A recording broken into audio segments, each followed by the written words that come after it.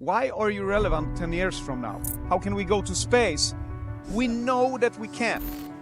We know that we are on our way. These businesses do not exist unless we have a planet and a society that works. To change something, build a new model that makes the existing model obsolete. Challenge the status quo, take risk, and have innovative thoughts with others. Creativity and innovation saves and drives businesses, societies, and this planet. Hi, everyone. Very happy to be here for the second time. Don't know if anybody of you remember or were here on the last talk last year.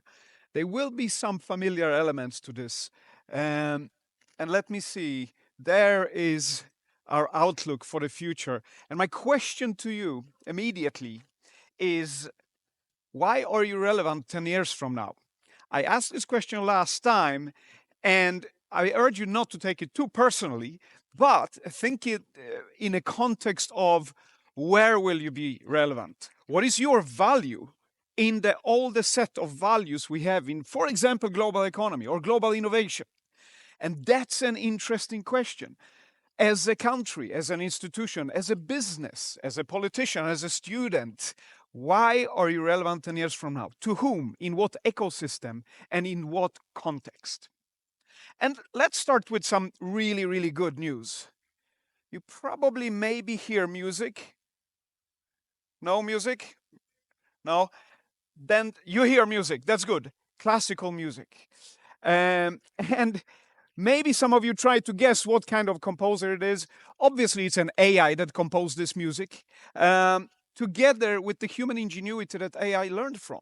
And if we look at the future from this perspective, how can we produce wealth to lead into the future, to feed, educate, and take care of most of us? And how can we have these big, big dreams that allow us to actually explore more resources and more ideas than the ones we have on the planet today? How can we go to space?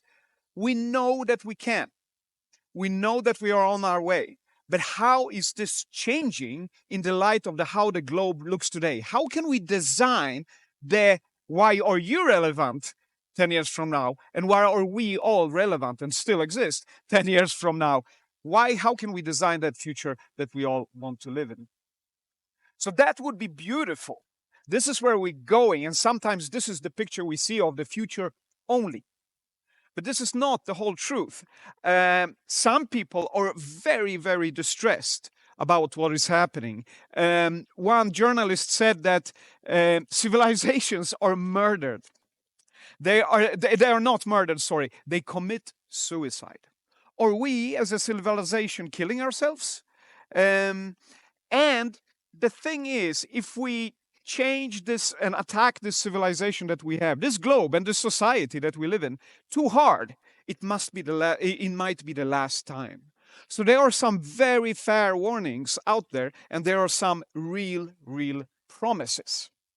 So how do we get this value to work together? What is not only our economy, our finance, but our ecosystem of values? How do we design with innovation and technology between we, and technology and our evolution?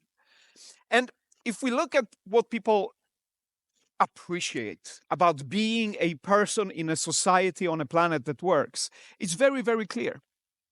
It is relationships, belonging, community, personal responsibility or compassion to others, creativity and imagination, and all these things that makes us trust in each other. This is what we value. So how come that this is not more widely spread than before? And we know that this is growing. This is better than just 100, 50, 30 years ago in many, many areas. Let's have a look at that. This promise of what we want and where we headed. And if you look at the financial or business systems out there that sometimes are the main driver for progress in innovation and growth. Before we looked at how to make profit, and we still do. Some people really only do that. And they build very strict hierarchies that they can control easily with the technological tools to make that profit, make that finance happen. And we plan and automate and optimize. So perfect planning, perfect efficiency and effectiveness in perfect planning and execution, and keep it private. Don't tell anyone. This might be exaggerated. I hope not many businesses think like that. Many move to understand that if I tell you the purpose of what I'm doing, you might start to network with me if you can, if you have the tools, accessibility to these networks. And then we can empower each other to experiment, to innovate very differently than if we were alone or only acted in a network that was separated, secluded. We can innovate faster in transparency than in pursuit of profit in secret privacy and controlling and hierarchies. That's the promise. But there is a little bit of a discrepancy here. We give and take to enterprise systems, data, communication. Any company out there is connected to other companies in some way. I work for SAP, where we build business software, enormous systems, like a business technology platform. So these data routines exchange between the enterprise systems and the companies and businesses out there. But on the other hand, these businesses do not exist unless we have a planet and a society that works. And it does. Look at us. This is working. This is excellent. This is progressive. And it's moving forward with optimism and youth and students. All those things we don't have so much in Europe, where I come from, in Berlin, because we are a little bit older and a little bit stagnated, and that optimism a little bit beaten up. But what is here in the middle is the forgetfulness that in each company there is a unit and there is an expert, and she is an individual. That individual then builds up societies, networks, and communities on the only resource we know so far that we can extract anything from, the planet. This is a value chain we need to reach. And we need to move this blue sphere from here to include the whole value system in one tool set. Today we can't. If you run optimization perfectly, you maybe cannot be environmentally aware. If you start up and you're looking for funding, you maybe will not have the time, the tools, and the access to information how to be socially aware. That might not be your core business. So we invent a lot of things here in our execution, in our institutions. This is political, this is business. Any organization here is doing very, very well. But at the same time, forgetting who is the end user, the society, not only the individuals that work for you, but the individuals that might work with you in the future as a resource. If we forget them, the profit we make, the progress we make, might be a bad system. And the ultimate price for a bad system is always paid by the users, by the communities, by you and me and the planet, far, far away from the stakeholders that made that system work for them. And this is something you know, and I know, I'm kicking in open doors, but I think it's a discussion about bad systems that we need to address. The large systems. And this system is overwhelming. I was actually a little bit worried that can I give a talk about such an enormous system and have any idea how to address it? So I will not come with solutions, obviously, but I want that discussion to be a little bit more mature than before. And a quote from futurist Buckmaster Philip, fantastic guy, he said, "You never change things fighting the existing reality. To change something, build a new model that makes the existing model obsolete, where everybody can align with." We cannot fight finance or any sharks in Silicon Valley, as we discussed earlier today during lunch, or any social extraction like in dictatorships and so on, just to fight them. We might need to change the base where we build the planet resource, social resources, and all the resources you saw there before. And I think maybe we could talk about the tools we have to use the whole value, rather than the principles we have to use the whole value. Because I believe that if people could access the value of society and the planet better, they would at least try if it was profitable for them in a way that they see good for them and the planet. Today they can't. It's just too expensive. And these tools is something that we have had with us the whole human history. We made tools so early. I mean, the tools we use today, generative AI, just look at this. It's something different that when we started. We started with making tools for science, innovation, imagination, art, and society. Obviously, science didn't exist as a scientific method back in the caves, but at least we were explorers. We wondered. We wanted to discover, and tools like paint, like stone, or whatever we had was to seek curiosity, self-expression, like the hands. I am here. Culture, community, experimentation and exploration, art. What is my purpose? What is our purpose? We had tools to start to manage these things. Vision, change, not only optimization. Tools for change, not more of the same. But this changed the more society progressed. We started to make tools also for utility. We need to survive, to eat. We need to build stuff, infrastructures. These tools existed together. Fast forward to today's industrialized world and the digital era that we live in. Maybe if you know the Bored Ape NFT, anybody, yeah? It is both a utility, you have access to new things by owning it, but it's also a piece of art in some eyes, maybe. But unfortunately, it's falling into the side of economy and financial tools, rather than art, innovation, science, imagination, and society. Can we change the tools we make? And now it's going to get a little bit more messy and complex, but I hope that I can arise some kind of attention with you to some little bit complex slides here.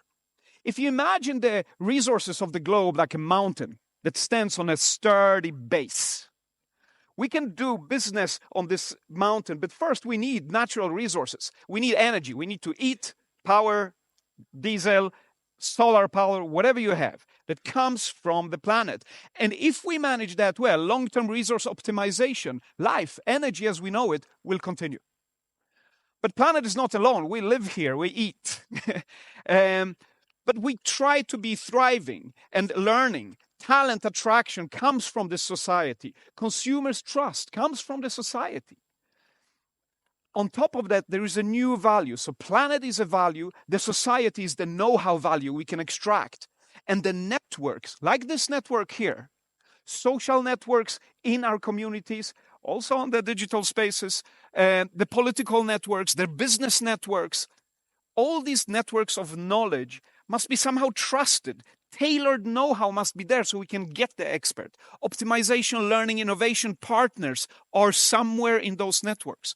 So from the value of the planet, we build on with the value of society, and then we build networks and communities to maybe agree on stuff. We try to be compliant, right? Operations, laws, and regulations all the time changing and trying to figure out how this network society on this planet can move forward. And if we agree, we make good business. We show growth. And this is not only for traditional financial business, but for institutions, academia, countries, any kind of institutionalized business making and growth making is there. So this is fantastic. This is great. Now we solved it. Let's go home. Unfortunately, how we manage this, the tools we have to manage this, might be limiting us. It's an assumption I'm taking. And it might be so that we need to change what is the full value stack I am explaining here. If we move it a little bit to the side and look how we can manage this, it's usually through an investment. You invest in your business because you want to operate and execute. You invest in compliance, I hope, so you can talk to other people that trust you. So you have a network. It's even more important. You have supply chains, logistics, and everything. You have your legal status out there, and you have delivery services into the society and into the planet. Everything we do in business affects the networks below, or the value chain below. If you do business, you touch compliance or networks or society or the planet in one or another way, or all together at once. So that investment, the lower down it goes, the more costly it becomes. It's easier to do business with compliance and the networks you already have than reach out to the society and build new networks. That's more costly. It becomes a risk. Why should I invest in social networks? And I don't mean your social networks that you have in your pocket, but community networks to find new experts, new talent. How should I invest in education for people around me? I'm doing business here. That's too expensive. If I take the risk, I don't know if my return will be good enough for my investors in 3 months from now. That's risky. So we do this investment to a certain limited level. This is a hindering our current system of value to include the full stack. This system only reaches through finance, as you see on top there, maybe somewhere in the middle of the networks. We haven't connected all the societies together. There are people that are totally outside business, outside financial tools at all, outside education and know-how, outside access to the rest of the world. And the risk is very, very complex for us. And this is where we're headed. If we cut this in the middle, we basically concentrate and centralize. We have disparity, exclusion, inequality, and inequity, because we drain the planet and society to grow business and compliance and networks only for the top part of this value. So we move the value out of the networks we could have had, from the society we don't touch, and from the planet that basically doesn't have a say. And if you have the resources, you extract them, take no risk, and invest them back in your business rather than back to the planet. So the centralization happens. On a compliance plane, we only optimize and figure out how to do what we're already doing better, faster, more efficient, and so on. And unfortunately, this creates a uniformity. If we're doing more of the same, more will be produced. And standardization is suppressing innovation, because to have innovation, to have one great idea, you first must have thousands of different ideas. Different ideas require different people to connect in networks. This is not happening because it's expensive. It's a risk. We don't have full tools to have a return on that. And with that, obviously, comes vulnerability, defensiveness, protectionism, mistrust, and secrecy. Companies try to make patents for everything, and I understand. It's the best way to get financial value on your return of knowledge. And unfortunately, mass consumption of the planetary and human resources is happening. Human and environmental abilities are exploited beyond our limits via centralized defensive power and technology, and we become a consumers of the future. It's given to us on the top values, but not on the bottom part. And what happens to a mountain if you excavated it from the bottom? It falls down, eventually. And we can see this happening in the climate change that we're observing. This is the planet basically reacting on being just exploited and returning a lot to businesses, compliance, and the existing networks, the status quo, rather than innovate back on society and planet. We see this in societies. Political unrest, communal unrest. People are worried. People are not connected to the global economy and may be excluded even further. So we're excavating the social value. There are networks that could be connected, they are not even touched. There are whole continents that are basically a little bit outside the financial status of the economy. So there is almost like a line dividing from where we get the goods and where we invest them. And it's not the full stack. I think this is my main point with this talk. to show you how I think as a technologist. Well, I'm not a technologist per se, I'm a designer, but I work for SAP, which is an enormous business technology platform for maybe most of the people out there. We touch 75% of the world's transactions in some way. And I'm thinking about it, how could we bring the tools, the technologies, so we can network better, build societies and planet with the cost that is manageable, so it doesn't become a risk, but it becomes a return for the whole stack. And that's what I would like to sort of end this presentation on. How can we do this? What would be the benefits of it? What tools could we have? And what is our incentives? I mean, but the incentives are clear. If we have business that goes up and back, down and up to the return of our investments, we can have a business that is inclusive in such a way that anybody can contribute to that business. Wow, what a kind of know-how we could gather for any opportunity, business opportunity we have. Evolution, creation, and purpose comes instead of just status quo. Value is created via transparency, experimentation, networking, and new connections because we trust each other legally. There are very few tools to trust each other across the globe without ever have met. And this networking will also change if we have the different compliance tools out there.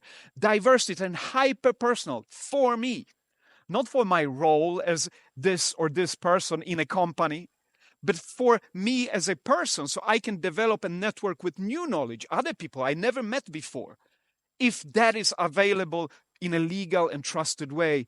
And with that, the society learns and grows, and we feel fulfillment, rather than fulfillment of a job to be done that someone else created to us. Safe spaces for experimentation in societies and communities. Divergence and new ideas can meet more freely.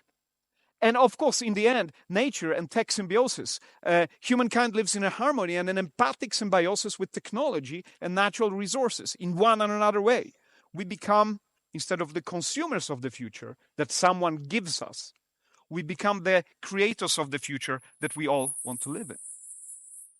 This is obviously a happy place. So what would be the differences, the tools we can have there? What could happen if we had tools and technologies to act safely? Moving from speculation to participation. And I mean financial speculation only. Finance is a fantastic tool. It gives us everything we have here through technological development. Now it is time to include more things in the financial value than only the top 2.5. Business compliance and half of the networks. The rest is not even connected. We need to share the cost and risk and return and learning and innovation from the full stack. Because that's power. This resource stack, it's enormously rich and it's renewable. Natural resources are renewable, social resources are renewable, and networks and so on can change and maneuver. That resource stack can create enormous energy for innovation. It can create power.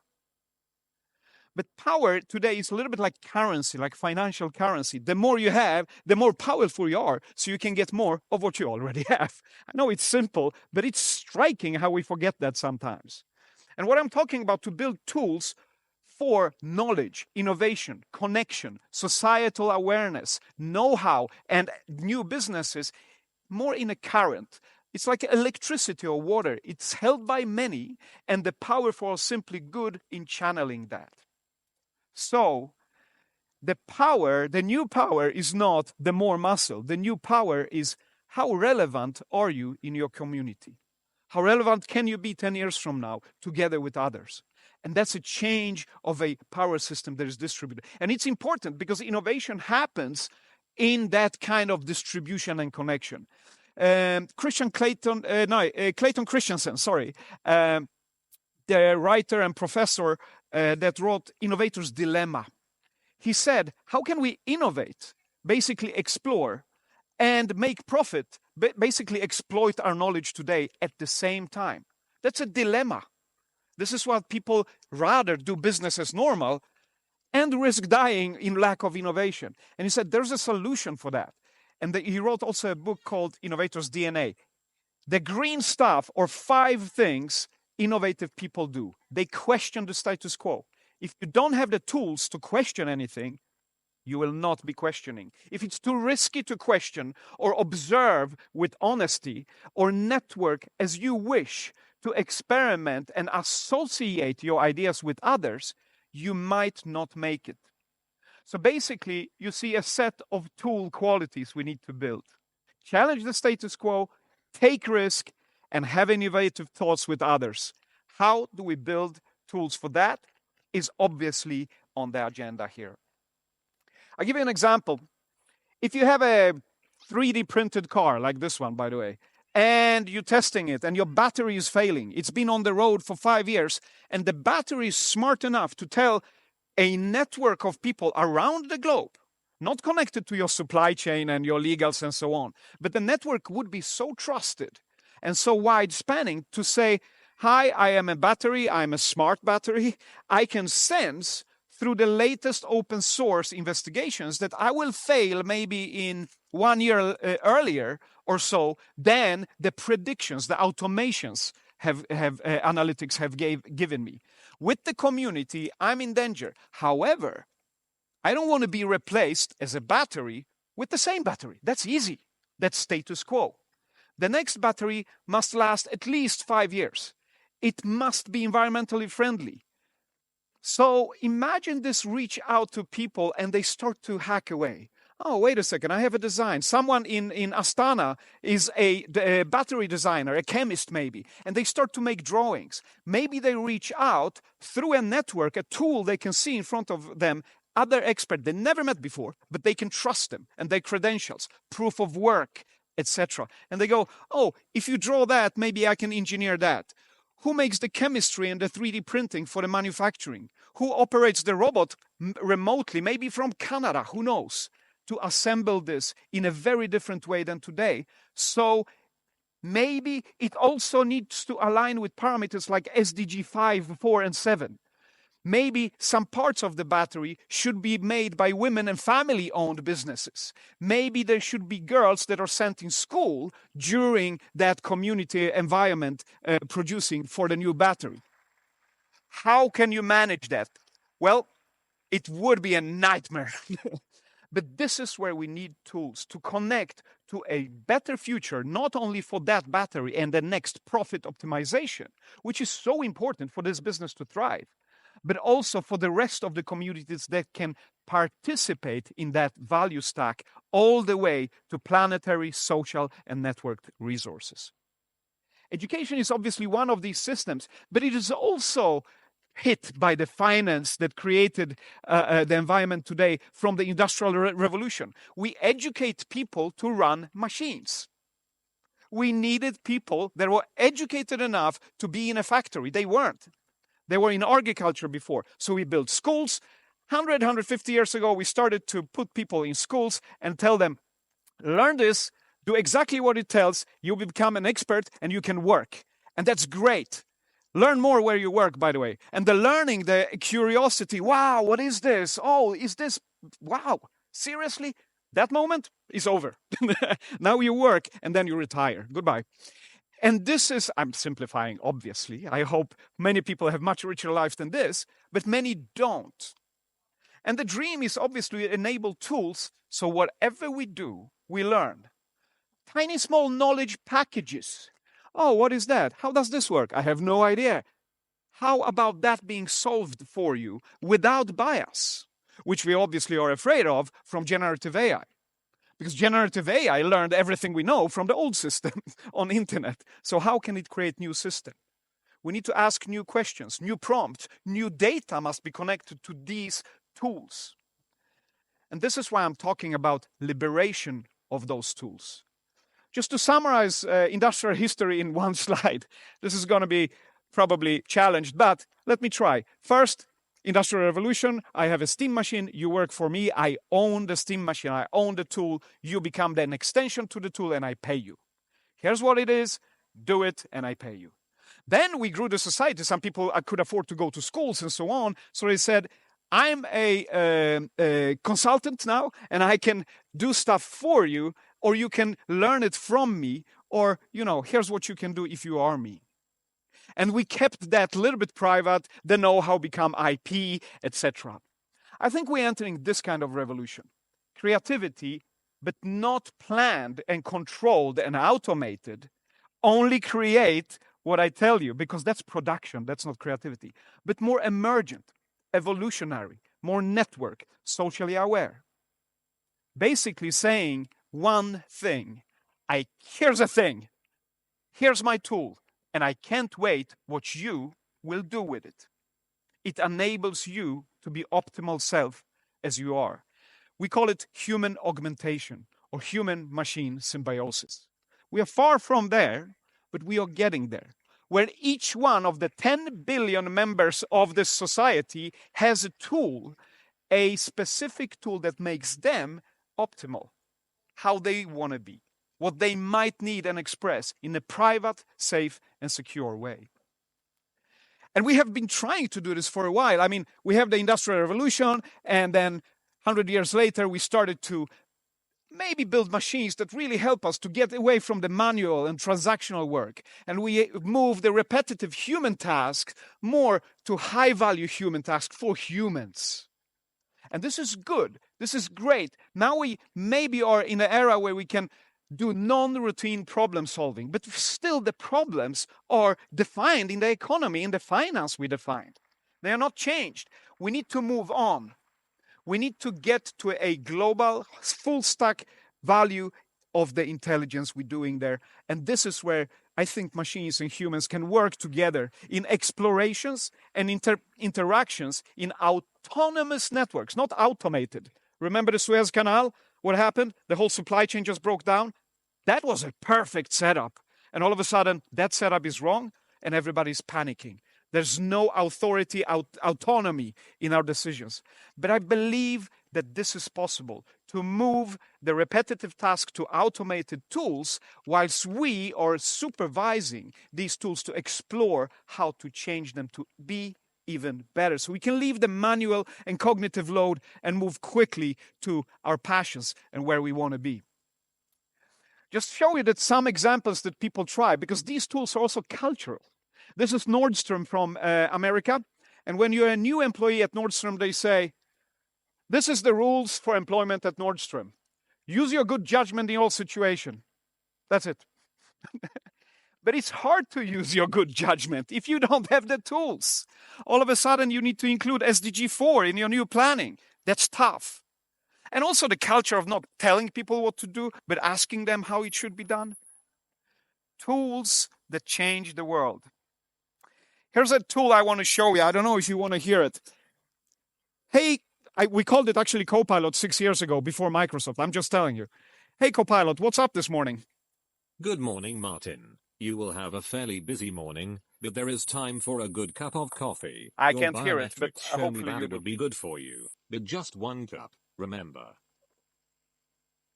So this thing knows me, and it's only for me. I employ this tool. I'm not an extension of it.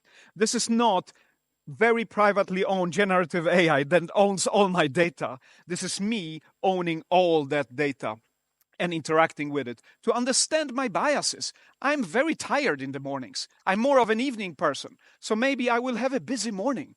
Maybe my heart rate is this and that, and I don't know that. This is a knowledge I didn't have before. I am augmented to do different things. Okay, let me ask this thing one thing. Hey, Copilot, thank you for the busy morning. Me and Leia, my workmate, we've been talking about how designers and developers, how they interact together, how we can get productivity and their satisfaction with work up a little bit more. It's a very ambiguous human question. What can you help me with? When colleagues travel so they can spend time face-to-face, your delivery quality goes up 5%. That saves software maintenance costs with customers by 2.5%. I found the routes that would make sense economically and that allow the colleagues to spend the most time face-to-face. We will review them tomorrow. Okay. Now, I'm telling you, to get this knowledge out of the question I asked is purely impossible today. And if it starts to be possible with different generative AI simulations out there in society, it will never be this exact, and it will not be private, safe, secure, and unbiased according to how I use it. We have stuff to do, but this is a good start to actually move from the constraint of current human knowledge, where finance and the value exchange between the bottom and the top of the value chain is not really there. I mean, imagine sitting and work like Taylor is her name here in our persona. Build a new strategy, increase the recyclability of products in our portfolio within 6 months. Already there, it's complicated. Now, competitive recycling rate, clean logistics, SDG 6, inclusivity index. I have no idea. I don't have tools to include that in a profit forecast for a better recyclability. This is hard. And this is where we start to undress, to put all these things into a network of new players. You see the new? This is suppliers, processes, products and services she had no idea about. How can we make tools that serve that, augment us, so you can act on it, not with an automation, like this is my supply chain, end of story, but with trust in a network autonomy. And then include the location, where we're going to be, who is owning that company, SDG 6 needs, and all these things into that sphere and start to act on it. And we have strategy 1, 2, 3, and we can simulate the future, rather consume the future that is automated to us and taking risk. This is the new story. And if you look at the work today, the financial and business sphere that is working amazingly, but unfortunately is not including the full value stack, is doing something to us. Are we becoming the tool? You maybe heard of the expression, first we build tools, then the tool make us. And maybe this is happening because we are after scalable efficiency, standardized activities, automation, repeatable results, predictable outcomes. If you do this well, you're doing a good business. But also, it's a good description of a program, an algorithm. Is your business an algorithm, or are you a tool now to make more tools of the same? This needs to change. Creativity and innovation saves and drives businesses, societies, and this planet. And I think creativity is not, adjusting margins in your Word document. Where do I change the font and so on? That's not creativity. Creativity is to write a love letter, a new paper, a new business contract that you agree on. And humans and machines can come together in a much better way by making those machine tools a little bit better. So we build something that is not only the machine intelligence or machine learning, but maybe a human machine learning. I made it up. I hope it sticks with you. Because we think in our vision that human and machine in empathic symbiosis across worlds are the future of work and expertise. And if you take data as today, it becomes information, knowledge, and then some kind of wisdom. The top is very hard to reach. And we make products, we have these features and we serve them like this. Please like it. We build relationships. If you're still managing information and collect data and running products instead of nurturing relationship and collective autonomous intelligence, augment yourself and everybody with your purpose, you might be in danger or not only extracting from the bottom of our power mountain there, but also not innovating enough according to what you should. Now, this should maybe illustrate why are you relevant 10 years from now? How can I augment myself and the societies around me to act better, autonomously, and in a connected way? And maybe then, we can take all these things together. And I'm looking at you because coming from Europe, that is old, coming to Kazakhstan and Astana for a second time, looking at the youth and the optimism and the authority that I can change something here. I'm not locked into the system. Maybe it sounds too optimistic for you when I say it like that coming from outside, but at least I see a glimpse of possibility that I don't see neither in the established Silicon Valley, just doing more of the same, neither in Europe, just keeping it stable as it is. We're running our operations on optimization. Maybe there is a go west spirit change to go east spirit. Go east, young person, and try to change the world. And maybe we actually then can design a world we all want to live in. Okay, thank you very much.